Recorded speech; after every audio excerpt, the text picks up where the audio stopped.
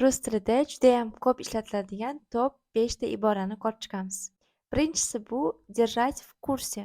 Biror bir narsadan xabardor qilib turmoq. Misol uchun, если что-то изменится, держи меня в курсе. Nimadir o'zgarishlar bo'lsa, aytib tur deganda ishlatishimiz mumkin. Keyingi iboramiz bu ni при чем.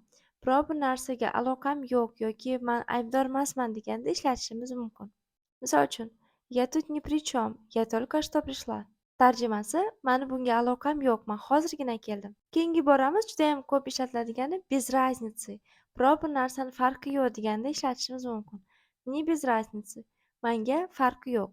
Keyingi ibora bu biror bir narsaga qo'shilmoqchi bo'lganimizda, ya'ni kimnidir fikrini ma'qullamoqchi bo'lganimizda ishlatishimiz mumkin. Misol uchun, вот именно deb aytsak, bu ha, xuddi shunaqa degan tarjimada keladi. Va oxirgisi judayam ko'p ishlatiladigan iboralardan biri bu samo собой. Agarda bu iborani qayerda ishlatilishini bilsangiz, izohlarda buni yozib qoldiring.